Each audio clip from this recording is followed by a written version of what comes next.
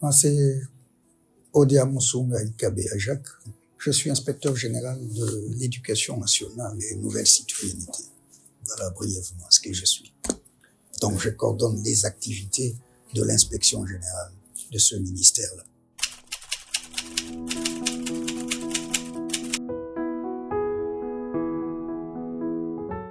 La première étape, c'est la réception de mal, même si on ne peut pas considérer ça comme étant une étape proprement dite, mais il faut en parler. Donc, nous recevons les mâles. Il faudrait vérifier si toutes les mâles sont arrivés au Centre national de correction. Et, les mâles viennent au fur et à mesure. Ça dépend de la distance, n'est-ce pas, de la province éducationnelle par rapport au Centre national de correction. Vous avez des provinces environnantes.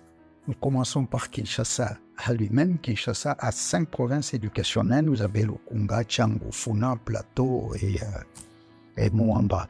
Mais vous avez, comme je l'ai dit, des provinces environnantes. Vous avez le Congo central avec toutes ses ramifications. Vous avez également le Kwango avec Kenge et Kasongoluda. Vous avez le Bandundu. Donc, ça sont des provinces environnantes. Les mâles nous viennent par voie routière. Donc, ce n'est pas compliqué. Mais également, vous avez des provinces, même si elles sont lointaines, mais les vols sont faciles.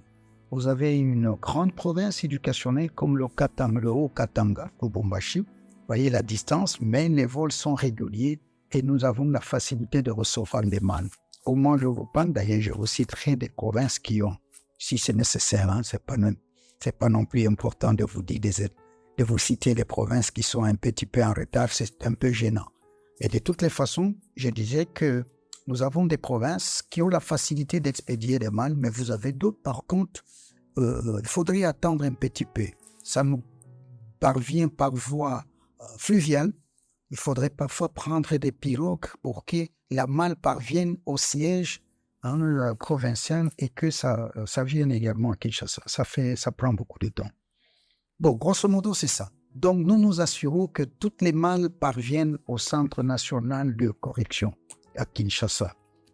Mais dès que des malles arrivent d'une province donnée, nous, on n'attend pas. On commence. Maintenant, la grande étape, c'est le dépouillement.